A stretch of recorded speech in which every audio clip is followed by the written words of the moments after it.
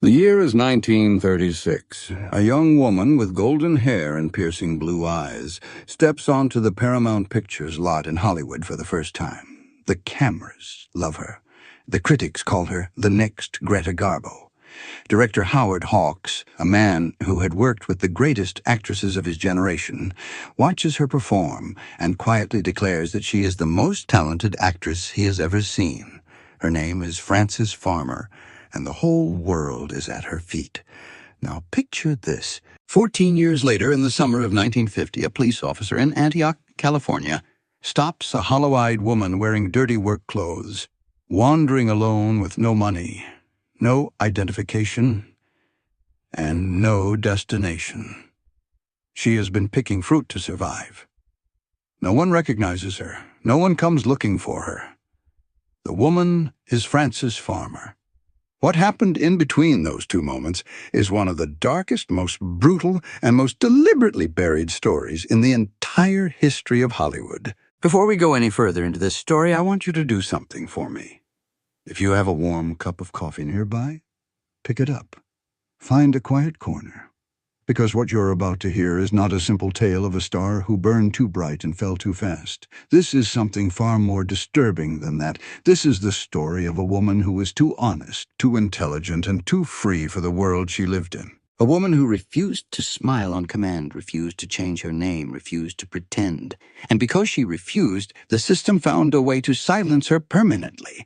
Hollywood has buried this story for decades. The full truth is more unsettling than any rumor you may have already heard about Frances Farmer. So, settle in, because by the time this story is over, you will find yourself asking one very uncomfortable question.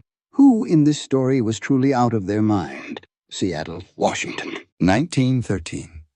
A city of gray skies, cold rain, and rigid moral codes. It is here, on September 19th, that Frances Eleanor Farmer enters the world. Her father, Ernest Farmer, is a quiet and thoughtful lawyer. Her mother, Lillian Van Ornum Farmer, is something else entirely. Lillian is loud, controlling, paranoid, and fiercely opinionated. She once proposed that a chicken she personally bred should replace the American eagle as the national symbol. She campaigned to shut down bakeries whose products she deemed nutritionally inadequate. She was, by every account, a woman who believed that the world needed to be corrected, and that she was the one to correct it. Frances grew up in the shadow of that woman. When Frances was just 4 years old, her parents separated. Lillian packed up the children and moved to Los Angeles. Then came the years of being shuffled between households, between cities, between versions of a family that never quite held together. Frances later recalled that experience with a quiet devastation that never fully left her voice. She wrote in her autobiography that the constant displacement was a fresh confusion each time, and that she spent those years grasping for ways to compensate for the disorder around her. She was a child trying to build a foundation on shifting ground. By the time Frances was 16, her parents had divorced completely.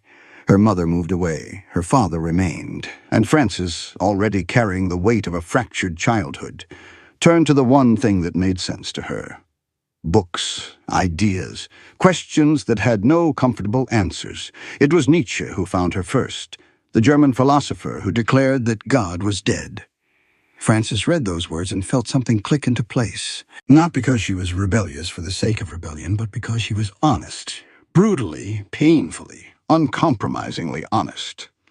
And honesty, as she would spend the rest of her life discovering, was the most dangerous quality a person could possess. In April 1931, Frances was a senior at West Seattle High School. She entered a writing contest sponsored by the Scholastic magazine and submitted an essay she titled simply, "God Dies." The essay won first prize and a reward of $100. It also detonated like a bomb across the entire city of Seattle.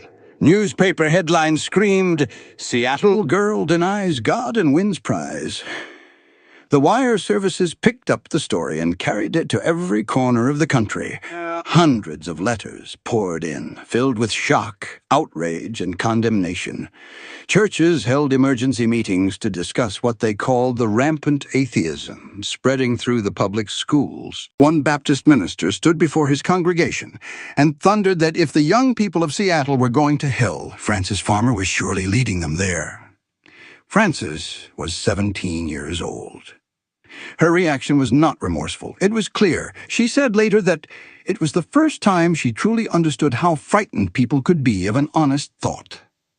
The more they pointed at her in scorn, she recalled, the more stubborn she became. When they named her the bad girl of West Seattle High, she decided to own it completely.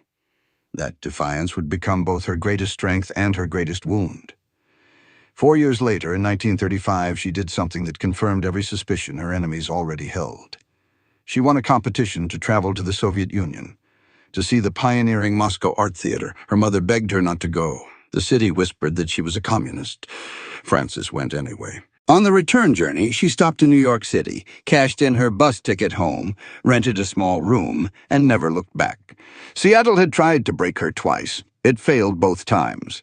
But Seattle, and the world it represented, was very patient. It would simply wait for Hollywood to finish the job. New York City, summer of 1935.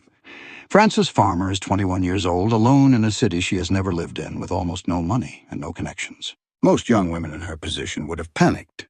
Frances did not panic. She walked into the offices of a talent agent named Shepard Traub, and something about the way she carried herself made him stop and pay attention. Traub referred her to Oscar Serlin, a Paramount Pictures talent scout based in New York.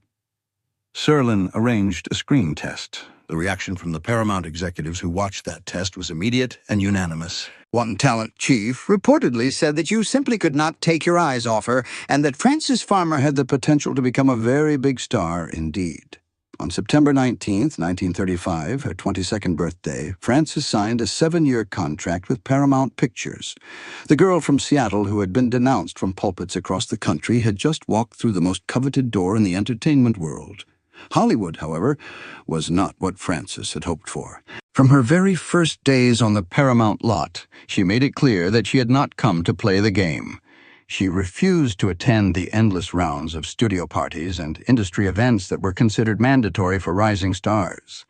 She wore plain slacks and tweed skirts when the studio expected elegant gowns. She drove a battered old car when her peers arrived in gleaming automobiles. When Paramount studio head Adolf Zukor personally telephoned her to explain that a rising star needed to start behaving like one, she listened politely and then continued doing exactly as she pleased. The studio, hungry for her talent, tried a different approach. Unable to force her into the mold, they decided to market the mold itself. Paramount began branding Frances in press releases as the star who would not go Hollywood. Her refusal to conform became the selling point. It was clever. It was also deeply revealing about the system she had entered. Even her authenticity had been packaged and monetized without her permission. Her films came quickly. In 1936, she starred opposite Bing Crosby in Rhythm on the Range. She had admired Crosby since her high school days, and she later wrote with quiet wonder that she could hardly believe she was actually working as his leading lady. The film earned strong reviews and significantly raised her public profile. Then came Come and Get It, also in 1936, directed by Howard Hawks. It was this film that produced the most significant professional endorsement of her career. Hawks, a director celebrated for working with the finest actresses in Hollywood, would state until the end of his life that Frances Farmer was the most talented actress he had ever worked with. In 1937, she appeared opposite Cary Grant in The Toast of New York. The press began calling her the new Garbo. The trajectory seemed unstoppable. But the cracks were already forming beneath the surface. In mid-1937, deeply unsatisfied with the shallow material Paramount kept assigning her, Frances left Hollywood to pursue serious theater on the East Coast. It was there that she met Clifford Odets, the celebrated playwright and a central figure in New York's group theater. Odets cast her as Lorna Moon in his acclaimed production of Golden Boy, which opened at the Belasco Theater in November 1937 and ran for 250 performances. Frances received the best reviews of her career. Critics praised her with genuine admiration. For the first time, she felt she was doing work that truly mattered. She also fell deeply in love with Odetz. It was a catastrophic decision. Odetz was brilliant, passionate, and constitutionally incapable of loyalty. He seduced Frances completely, then ended the relationship without ceremony. Worse, when the group theatre took Golden Boy to London for a European tour, they passed over Frances and selected another actress, one whose family had quietly helped fund the production. Frances felt the betrayal like a physical blow. She had given the group theatre her finest work, her emotional vulnerability, and her reputation. In return, she had been used and discarded. She returned to Hollywood in 1938, quieter and harder. The momentum she had built was still there, but something essential had shifted. The woman who arrived back on the Paramount lot was not the same woman who had left. The vibrancy was still visible from the outside, but inside, the long, slow fracture had already begun. By 1938, Frances Farmer was one of the most recognizable faces in American cinema. Her name appeared on marquees alongside the biggest stars of the Golden Age. Her photograph graced the cover of Photoplay magazine. Fan letters arrived by the thousands. On the surface, she had everything that Hollywood promised its chosen few: beauty, talent, fame, and a future that seemed to stretch endlessly forward. But surfaces in Hollywood are designed to deceive. The truth was that Frances had returned from New York, a changed woman.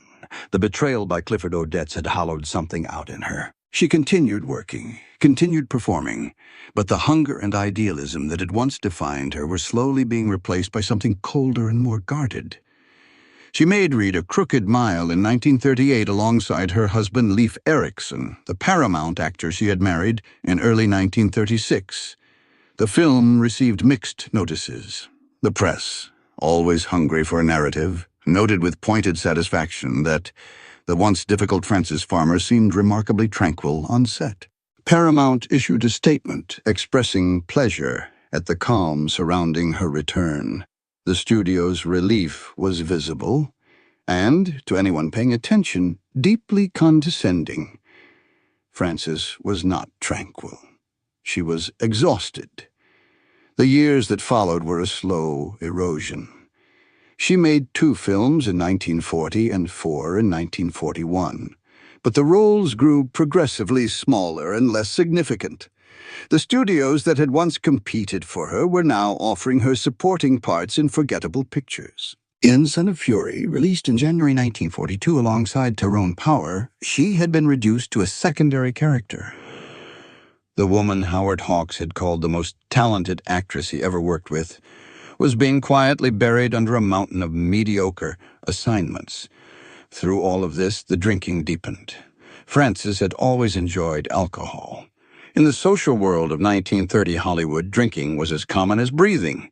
But what began as a social habit had gradually become something far more necessary. She drank to quiet the anxiety that never fully left her.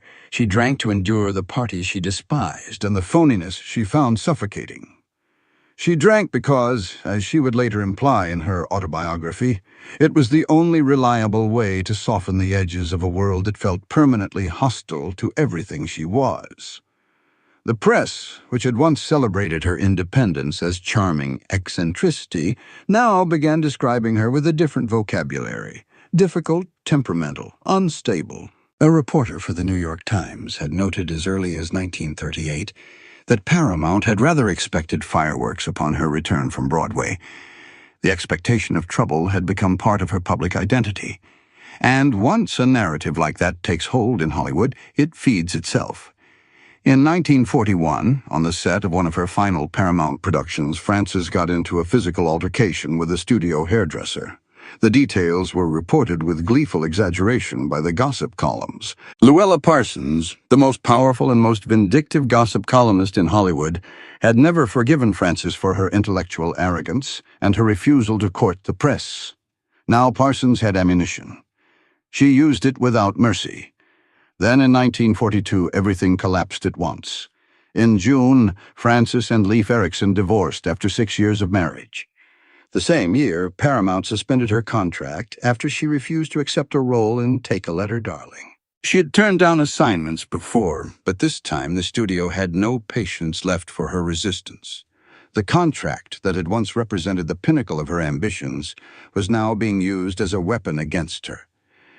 Weeks later, she was stopped by police for driving under the influence and without a valid license. She argued with the officers. She was arrested, convicted, and placed on probation. When she subsequently failed to appear before her probation officer, she was brought to the Hollywood police station by force. Asked to state her occupation for the official record, Frances looked up and wrote a word so obscene that newspapers of the era could not print it. It was an act of pure fury, the response of a woman who had been pushed beyond the boundaries of what she could quietly absorb. At her court hearing, her behavior became impossible to contain. She struggled, she shouted, and she had to be physically removed from the courtroom. Photographs taken that day were splashed across newspapers nationwide. The Golden Girl of Paramount, the woman critics had once compared to Garbo, was shown wild-eyed and disheveled, being dragged from a courtroom in restraints. Hollywood looked at those photographs and saw confirmation of everything it had always whispered about her. Frances Farmer was out of control. Frances Farmer was dangerous. Frances Farmer needed to be managed.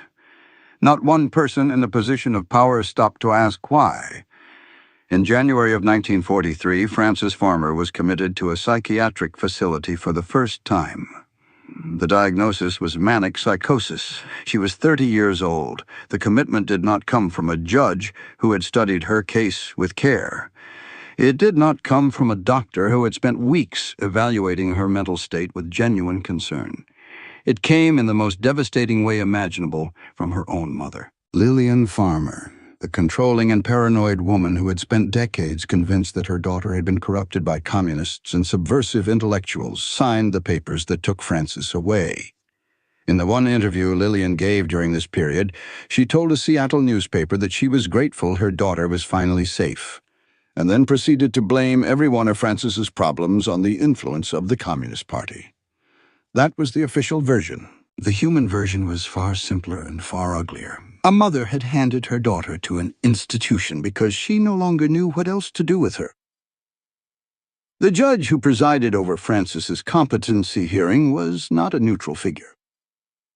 He was a deeply conservative Seattle politician turned jurist, the same man who had publicly denounced Frances years earlier for her atheist essay, for her trip to the Soviet Union, and for her leftist sympathies. The attorney appointed by the court to represent her signed away her right to a jury trial while Frances was still being interviewed by the court psychiatrist.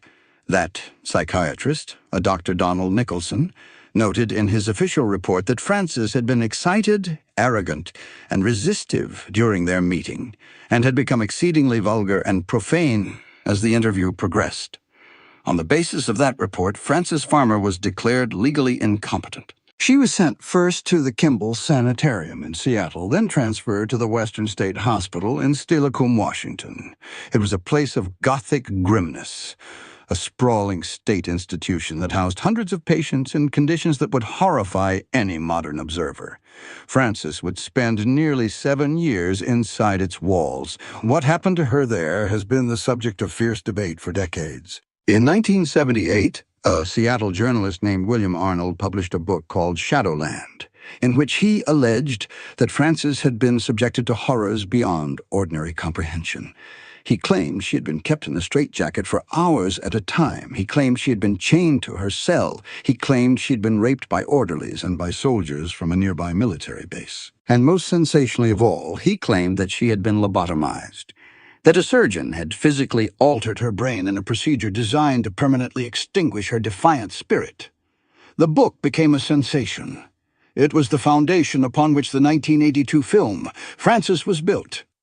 The film starring Jessica Lange that earned an Academy Award nomination and introduced an entire generation to the story of Frances Farmer. Audiences watched the lobotomy scene with their hands over their mouths. The image burned itself into the cultural memory. There was only one problem. William Arnold had fabricated it in 1983. a copyright infringement case, forced Arnold into a stunning public confession. He admitted that the lobotomy story was fiction.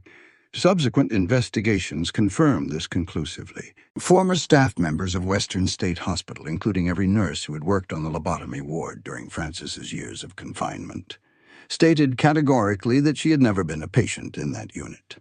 The private records of Dr. Walter Freeman, the physician who performed nearly all lobotomies at that institution, contained no mention of Frances Farmer whatsoever. The lie had already done its damage. The film had already been seen by millions. The myth had already calcified into accepted fact. But here is what makes the truth even more devastating than the fiction. Frances did not need to be lobotomized to be destroyed. The tools that were actually used on her were sufficient. Insulin shock therapy, a procedure in which patients were deliberately driven into repeated comas through massive doses of insulin, was administered to Frances multiple times. Electroshock therapy was applied with a frequency and intensity that left patients disoriented, frightened, and stripped of memory. These were not fringe treatments. They were standard psychiatric practice of the era, administered with institutional indifference to the suffering they caused. The screenwriter Dalton Trumbo, one of the few voices in Hollywood who spoke honestly about what had been done to Frances, put it with characteristic bluntness. "They wanted to bust that kid wide open," he said. And they did. Not with a surgeon's instrument. With years of systematic degradation inside an institution that had the full blessing of her family, her industry, and her government. Frances Farmer had walked into Western State Hospital as a difficult woman. She would walk out 7 years later as a quiet one. And in Hollywood's eyes, that had always been the goal. On July 3, 1944, Frances Farmer walked out of Western State Hospital for the first time. She was 30 years old. A reporter from the Seattle Times was waiting outside. Frances told him that the whole experience had been like a terrible dream, and that she hoped to get back to work soon after a short rest at a relative's ranch in Nevada. She smiled for the camera. She looked composed. She looked, on the surface, like a woman who had survived something difficult and came out the other side intact. She was not intact. Less than 1 month after her release, she was arrested again. This time, the charge was vagrancy. She was found in Antioch, California, penniless and alone, wearing a work shirt and dungarees, a cigarette hanging from her lip, her eyes hollow and unfocused. She had been attempting to find work as a fruit picker. The photograph taken at the time of her arrest was published in newspapers across the country. Those who saw it and recognized the face felt something cold move through them. This was not the woman who had lit up the screen alongside Bing Crosby and Cary Grant. This was someone the system had chewed up and spat out onto a roadside in Central California.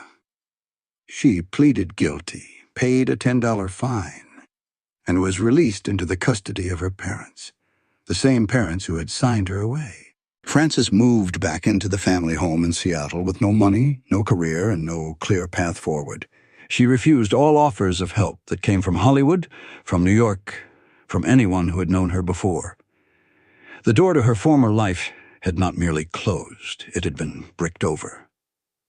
In 1950, she was discharged from Western State Hospital permanently after a final period of recommitment. She gave an interview in which she said she blamed nobody for her fall and that she believed she had won the fight to control herself. Then she disappeared. For 3 years, Frances Farmer ceased to exist.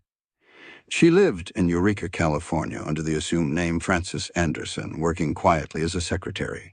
She had no contact with her parents, no contact with the entertainment world, and no apparent desire to reclaim anything she had lost. She was 37 years old and living as though she had never been born under a different name. Her mother died in 1955. Her father died the following year. Frances inherited the family home in West Seattle and sold it for $5,500. The money bought her a little more time in the anonymous life she had constructed for herself. Then, in 1957, a man named Leland Mikesell entered her life. He was a self-described radio and television consultant from Indianapolis who persuaded Frances that a comeback was possible. He arranged for her to be publicly rediscovered while working as a hotel reservations clerk in San Francisco. The story was picked up by the press. Frances told reporters she had given up alcohol and found God. She appeared twice on The Ed Sullivan Show. For a brief, fragile moment, it seemed as though the story might yet have a different ending. It did not. In 1958, Frances moved to Indianapolis, where she was hired by the NBC affiliate WFBM to host an afternoon movie program called Frances Farmer Presents. The show was a genuine success, rated #1 in its time slot for 6 consecutive years. It was the longest period of professional stability she had known since her Broadway days. Those who worked with her during this period remembered a woman who was warm, intelligent, and deeply knowledgeable about film. A woman who still had, beneath everything that had happened, the unmistakable quality that had made Howard Hawks stop breathing 20 years earlier. But the drinking had never truly stopped. By 1964, it had become impossible to conceal, and WFBM fired her. The last light went out quietly, without drama, in an Indianapolis television studio. She spent her final years in a small house she shared with her close friend, Janira Ratcliffe, operating a series of small businesses that never quite succeeded. She began work on an autobiography, hoping it would solve their mounting financial problems. In April of 1970, before the book was anywhere near finished, she was diagnosed with cancer of the esophagus. Her doctors told her she would need to stop drinking immediately. Frances looked at them steadily and said, "You do not understand. I live to drink, and I drink to live." On August 1st, 1970, at 3 o'clock in the afternoon, Frances Elena Farmer died alone in her hospital room at Community West Hospital in Indianapolis. She was 57 years old. There was no crowd gathered outside. There were no studio representatives, no former co-stars, no industry tributes. She was buried in a quiet cemetery on the outskirts of the city, in a grave as simple and unadorned as the life she had lived in her final years. 23 years later, a young man named Kurt Cobain, himself no stranger to the weight of being too honest for the world around him, wrote a song in her honor. He named his own daughter Frances, and in the lyrics of that song he gave her the revenge that life had denied her. Seattle in the end remembered. It was simply far too late. So what do we do with a story like this? We could call it a Hollywood tragedy and leave it at that. We could shake our heads, close the chapter, and move on to the next cautionary tale that the Golden Age has left behind. But Frances Farmer deserves more than that. She always did. Look at the full arc of her life and ask yourself what precisely she did wrong. She wrote an honest essay at 17 and refused to apologize for it. She traveled to see a theater company in Moscow and refused to pretend the trip had been shameful. She signed a contract with the most powerful studio in Hollywood and refused to change her name, her clothes, her opinions, or her sense of self. She fell in love with the wrong man and was devastated by it. She drank too much and behaved badly in public. She pushed back against a court system that had already decided her fate before she walked through the door. None of those things, individually or collectively, should have ended the way they did. Women in Hollywood had done far worse and survived comfortably. The difference was not the severity of Frances's transgressions. The difference was that Frances refused at every single turning point to become smaller. She refused to shrink. And a system built on the compliance and silence of its most vulnerable members cannot tolerate a person who will not shrink. Dalton Trumbo understood it. Howard Hawks glimpsed it. Kurt Cobain felt it across the distance of decades. The world that Frances Farmer lived in did not destroy her because she was weak. It destroyed her because she was strong in ways that made powerful people deeply uncomfortable. There is a lesson in that, and it is not a comfortable one. Talent is not protection. Intelligence is not protection. Beauty is certainly not protection. The only currency that the machine of fame and power truly respects is obedience. And some people are simply not built for obedience. Frances Farmer was one of them. That quality was simultaneously her greatest gift and the thing that made her a target from the moment she first opened her mouth in a high school classroom in Seattle. She was not a saint. She was not a martyr in the clean and simple sense that mythology prefers.